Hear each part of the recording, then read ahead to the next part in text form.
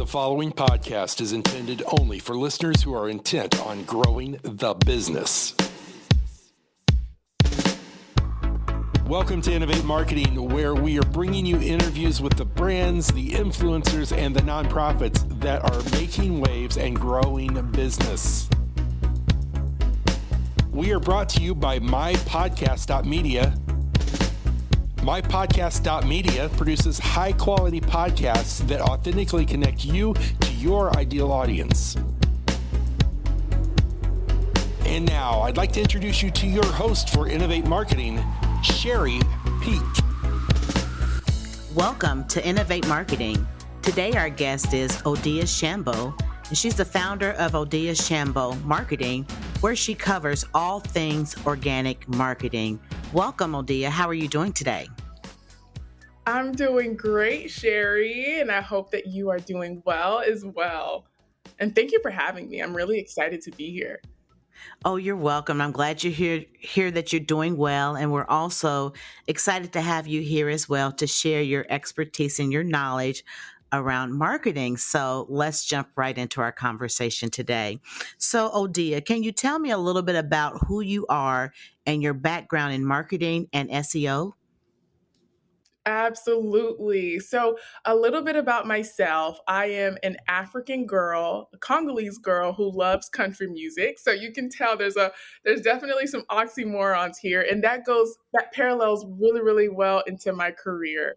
I started off in sales, and then I really got my love and my passion for organic marketing when I saw what it did for a huge business called LendingTree. Not sure if your audience is familiar, but everyone that has a home request uses LendingTree. And so that's really where I got my passion for organic marketing.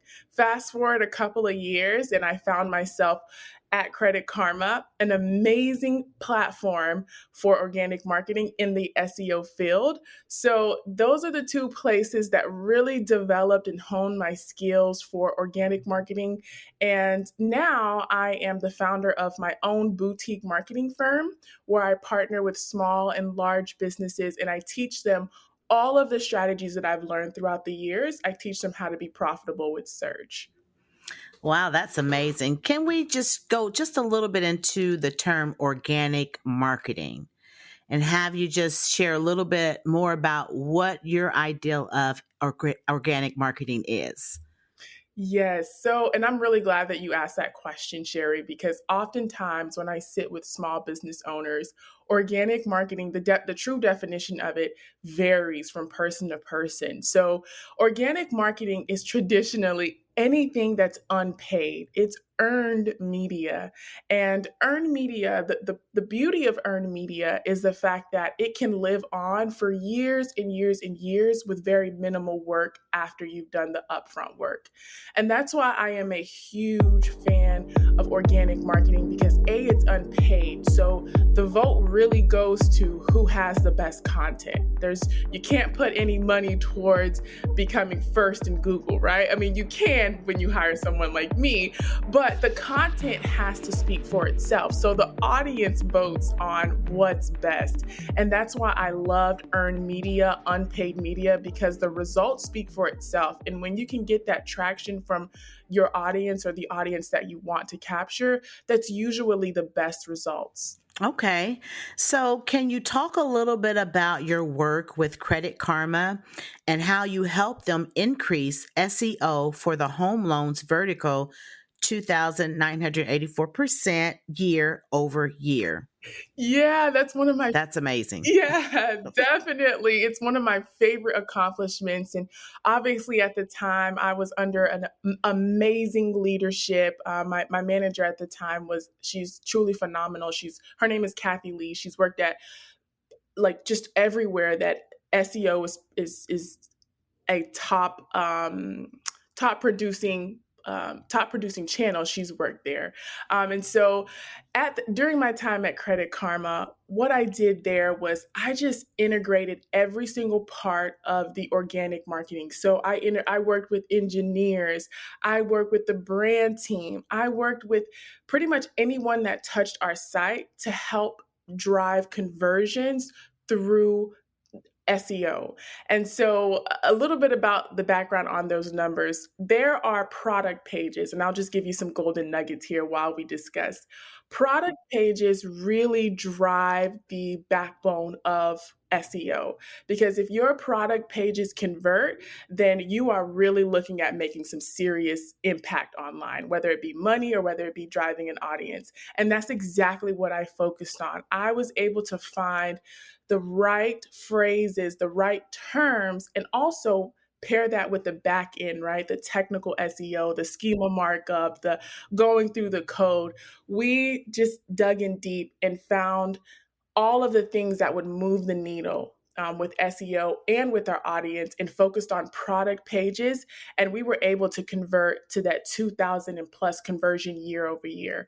So while it did take a lot of manpower, we focused on product pages because that's the majority of where your conversions and your money will be made. So you were able to get Credit Karma to first page positioning for the first time in Google SERPS. How did that increase in traffic and visibility impact revenue? So that's something everybody's concerned with. Yes, absolutely. Everyone is super concerned with how do you get on first page, Google's first page, for keywords or phrases that actually move the needle for your business. And there's a huge difference there. And the difference is we focus on listening to the voice of the customer through data analytics. Data is critical to the success of any organic campaign, because how else will you measure the success? You can't throw ad dollars, right? So you really have to focus on what the consumer's intent is and how the search engines are displaying the results, and then figuring out where you can differentiate yourself from the noise, right? Because on Google, let's face it, there is a lot of noise. That's why you have 10, 15 results on the first page, because you're really looking to get something that resonates with you. And so what I did was study every single page, right? Talking about on-page SEO, back-end SEO, and then technical SEO, off-page SEO, right? So we focused on all three of those dimensions, and then we analyzed every single result and we broke it down. So like they say, the devil is in the details. It's the same mindset with SEO.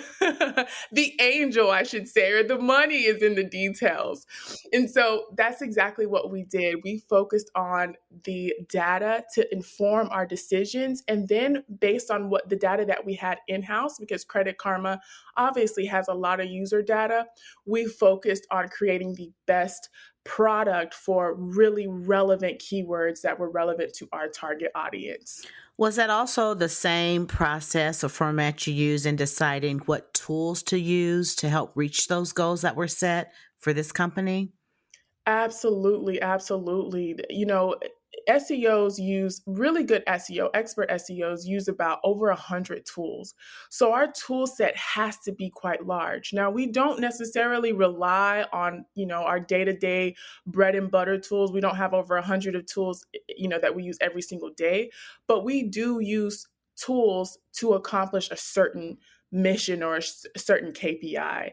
But the two tools that I feel are very underutilized, especially with small businesses and businesses that aren't as quite large as Credit Karma, is data analytics on the free tools. Google Analytics is a very underrated tool, and I understand the majority of people don't really understand how to use it. But whenever you understand how to use it using regex, that's something that you can use to break down the data. You really understand what's happening from the moment a person touches your site to the moment they leave. And those indications are extremely important nuggets of information for you to improve on what's happening. So Google Analytics is one tool that's not utilized as well as it should be in the normal marketplace. And then Google Search Console, right? Understanding how to maximize for mobile experience, understanding how to submit your page that you just revamped into Google's index so it can rank faster, or it can have more traction at a faster rate. So it's these critical things that you can use on free tools that are being massively underutilized. That's some great information right there. So let me ask you, what are some of the most common mistakes you see people making with brand SEO? I see the first common mistake, and I'll give you three. The first mistake I see is there is no focus on data analytics. I'm reading a book called COVID: The Great Reset. It's a really phenomenal book, and it talks about the CEO of Google talks about in a short snippet in the book talks about how the technology changes that we've seen in the past 2 or 3 or 4 years that we've been in the pandemic. These changes have basically cemented the way that we do business today. So when you take the CEO of Google, which is a data powerhouse, and you don't use the data that's available to you right now, you're massively shortcoming yourself. There's a lot of market share that you can gain by just understanding your data. And if you get around your data and you understand what your consumers want, you are then able to relay the service or the product that you provide in a way that provides solutions and not just random information online. So you then have a strategy behind how you show up in a search engine and how you actually show up, or just putting content just to put content. And that's what I see.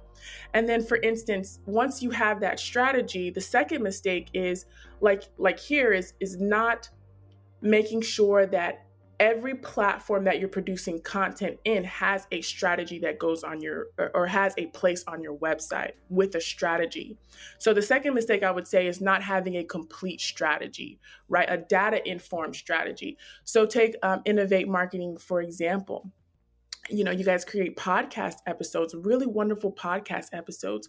Well, a lot of these episodes can be transcribed, can be broken down into SEO, I would say, language, and then given back to the audience. So that way, SEO works for you in twofold. It works for you in the search engine, which is 24/7, and then it works with you in audio SEO. So there's just different variances that you can employ whenever you focus on data and then whenever you focus on content strategy, right? Multi-modular content strategy, that's what that is. And that is, goes in line with Google Analytics. Google just released an update to their search engine algorithm that focuses on experiences as a core. So we know that we're going into multi-touch point experiences. So you want to optimize with SEO for all of those experiences that your customer may engage with you in. I know that's a mouthful. That was a good mouthful. Thank you for the tips as well. Absolutely. Definitely giving you tips. Yeah, and just for the third one, I would just say consistency. It's a long-term game, not as long as people think. If you have a good strategy and you understand what you're doing in the SERPs, it's consistently. It's looking at content like cash flow. And so that's the third mistake that I would say is not looking at content like it's a true part of the business, which now it is. Those are great things to bring up. You mentioned technology changes. Let's talk a little bit about AI.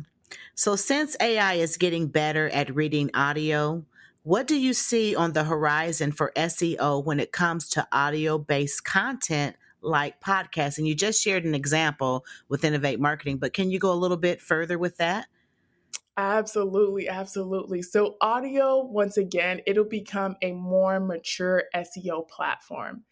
Any place that technically uses a search engine, you can bet that the powers that be are really focusing on giving the customers the best experience, because that's in essence how the platform makes money.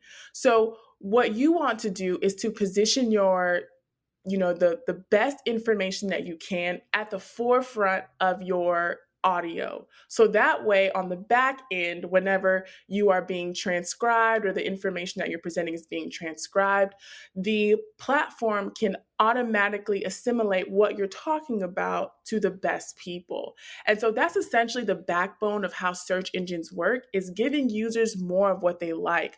And the better that you can position your information, especially at the front, because like I always say, like, people can be lazy, so can search engines. So you want to put your best information up front, so that way the search engine understands what you're talking about and then pairs it with the right people. That's essentially what all search engines aim to do.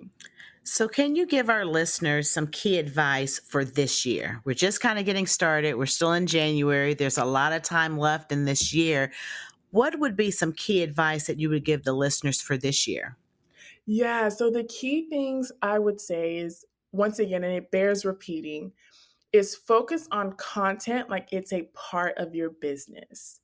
Because, and a lot of people will say, content, content, content, but really understand how to create really good content and then how to distribute that content.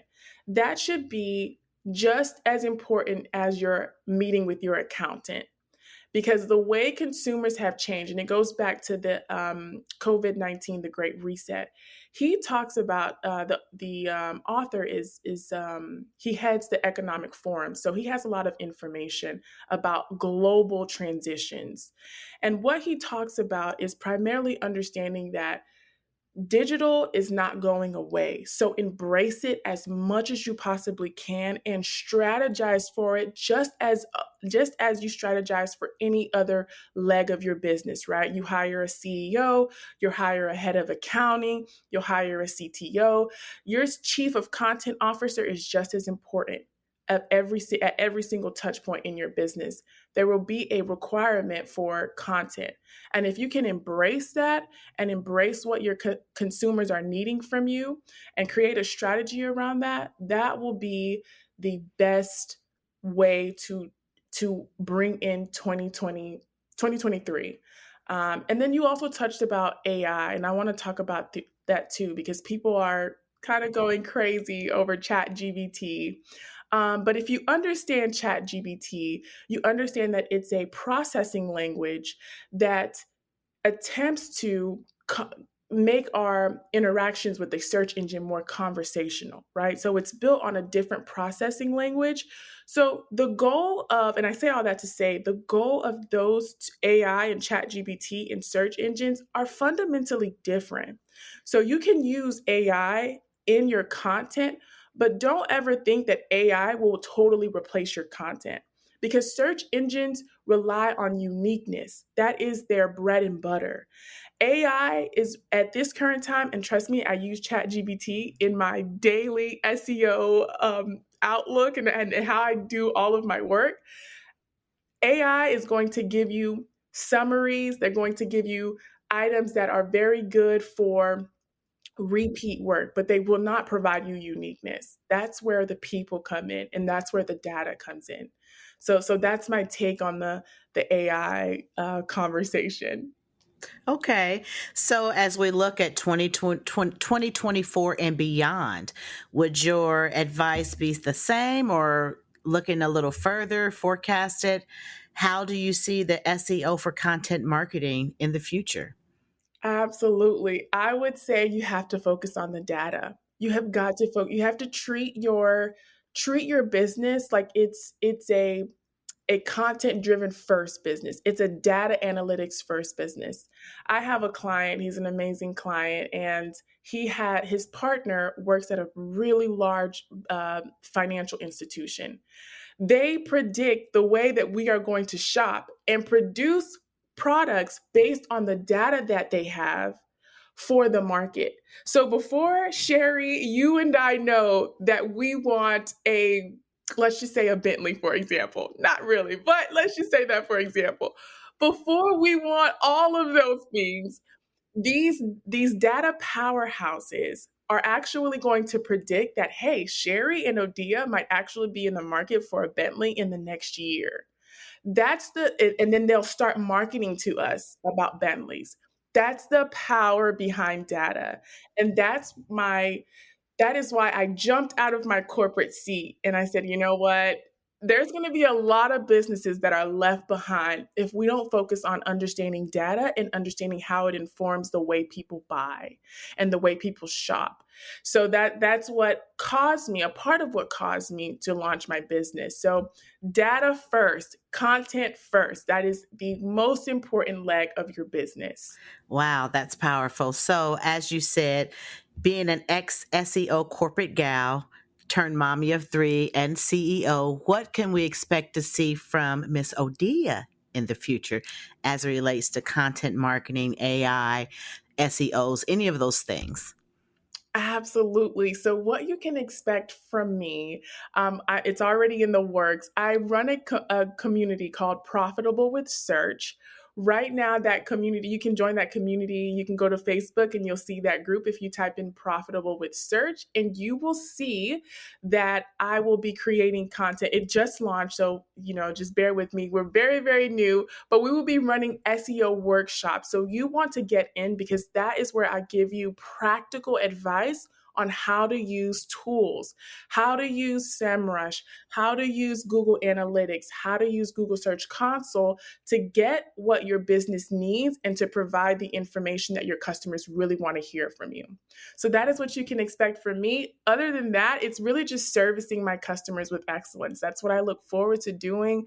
I love marketing and I love making a difference in small businesses and thought leaders' businesses. So that's what I'll be doing, is serving my marketing community and serving the small business community. And I can tell you do it with a smile. You look so passionate about it. That's awesome to see. Yes. So let me ask you, are there any final thoughts that you would like to leave with our listening audience? Could you share those as well as how people can connect with you beyond our time together today?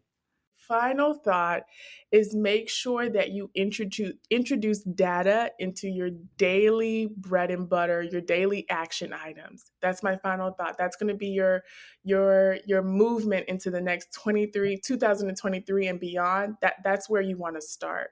And the last thing that I want to share is where you can find me. You can find me once again with Profitable with Search as my Facebook community, or you can go to Odia Shembo on LinkedIn and just connect with me one-on-one. I have one-on-one office hours that you can connect with me on. And that's another great place to see if I can be of service to you.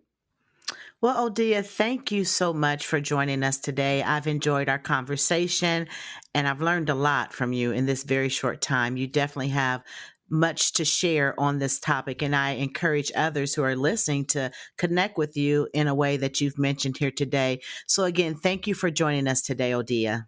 Thank you so much, Sherry, for having me, and I wish Innovate Marketing all the best. Thank you very much, and you are very welcome. Well, listeners, that's all that we have for you today. We hope you enjoyed our conversation and our time together. And until next time, friends, be safe and stay great.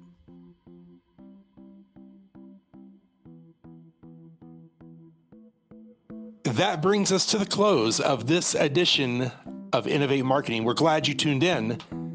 Innovate Marketing is brought to you by mypodcastmedia. Mypodcastmedia produces podcasts for brands, influencers, and nonprofits. Find us online at mypodcast.media. Your producer for Innovate Marketing is Beth Freed. Executive producer, Sean Neal. And your host is Sherry Peak. We'll see you next time. Be sure to tune in.